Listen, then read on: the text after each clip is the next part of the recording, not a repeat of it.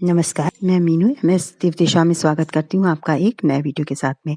आज मैं आपके लिए लेके आई हूँ चमोली हादसा, जो कि बहुत ज़्यादा विकराल रूप धारण किया हुआ था उसने, और लोग काफ़ी डरे हुए थे। ये मैं आपको आगे वीडियो में दिखाऊँगी भी, और पूरा वीडियो ज़रूर देखें। अगर आप और वीडियो पसंद आता है तो लाइक, सब्सक्राइब, शेयर करें, और अगले वीडियो देखने के लिए आपको चैनल को सब्सक्राइब करना होगा। तो मैंने आपको बताया कि ग्लेशियर टूटने के बाद ऋषिगंगा में आया सैलाब जाने किस तरह से हुआ शांत। तो उत्तराखंड के चमोली जिले में रविवार को नंदा देवी ग्लेशियर का एक हिस्सा टूट जाने के कारण ऋषिगंगा घाटी में अचानक विकराल बाढ़ आ गई। हालांकि ऋषिगंगा में आई जल प्रलय का वेग अलकनंदा नदी में आते आते थम गया था। इस कारण नदी तट पर बसे शहरों और कस्बे इसके प्रकोप से बच गए, और इसके मुकाबले 2013 में आई आपदा से सभी जगह सतर्कता दिखाई दिया गया, क्योंकि आप जानते हैं कि उस समय केदारनाथ घाटी में बहुत विकराल रूप में इस तरह का विकराल रूप दिखा था, जिसमें कई लाखों जानें चली गई थी। इसको देखते हुए कई लोग सतर्क हो गए। तत्काल ही पुलिस, एसडीआरएफ की टीमों ने नदी तटों पर लोगों को आगाह किया। तपोवन से लेकर हरिद्वार में स्थित गंगा के मैदानी तटों को खाली करा दिया गया। लेकिन राहत की बात यह रही कि ऋषिगंगा और धौली गंगा की संकरी और तेज ढलान वाली घाटी में उफानती बाढ़ अलकनंदा की अपेक्षा ज्यादा चौड़ी तटों पर आकर शांत होने लगी, क्योंकि चौड़ा स्थान होता है, वहां पर पानी का जो है फैलाव वो फैल जाता है, और गहरापन उसका खत्म हो जाता है, वेग भी जो होता है वो भी शांत हो जाता है।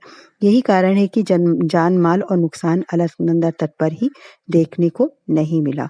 तो अब ये मैं आपको बता दूं कि सुबह 11 बजे टूटे ग्लेशियर से पैदा बाढ़ दोपहर 2:30 बजे कर्णप्रयाग से होकर गुजरी, और इस दौरान नदी का पानी बरसाती बाढ़ की तरह से मटमैला हो तो नजर आ रहा था, लेकिन नदी के जल स्तर में 1 मीटर की ही बढ़ोतरी देखने को मिली, ज्यादा नहीं।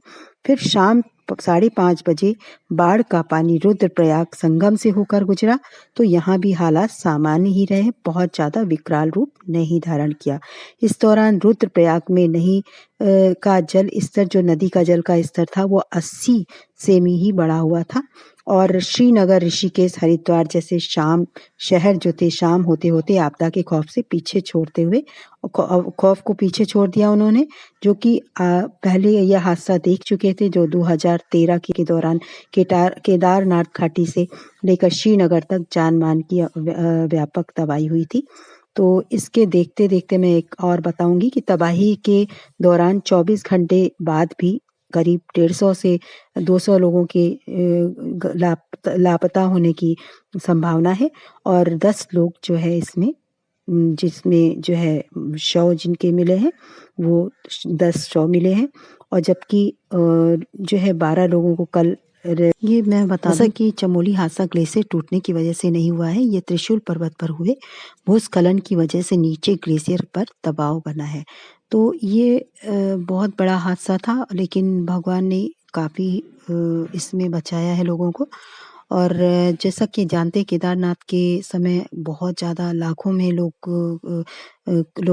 जो है मर गए थे, और ये जो है काफ़ी बहुत ज़्यादा भगवान ने बचा दिया है।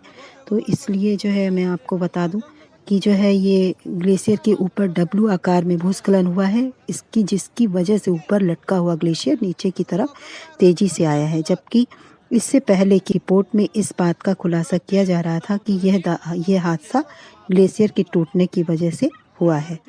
तो अब ये मैं आपको ये दिखा रही हूँ वीडियो, आप आराम से देखें कि कितना विशाल इसका रूप है। कई मकान बह गए हैं उसमें, और काफ़ी लोग गायब भी हैं। 150, जैसा कि मैंने आपको बताया था, 100 से 150, 200 के बीच में कई लोग गायब हैं, जो कि इसका अंदाज़ा लगाया जा रहा है। अभी इसको कंफर्म नहीं किया गया है। 10 तो शव मिल गए हैं, और इसकी जो है बहुत इससे ये देखने को मिलता है कि कब हमारे सामने किस रूप में भयंकर तबाही मच जाए, तो इसलिए हमको सावधान रहना चाहिए।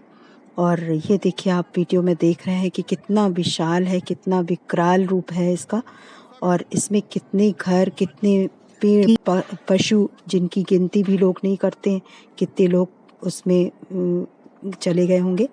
और इसी के साथ में मैं विदा लेती हूँ। तब तक के लिए नमस्कार।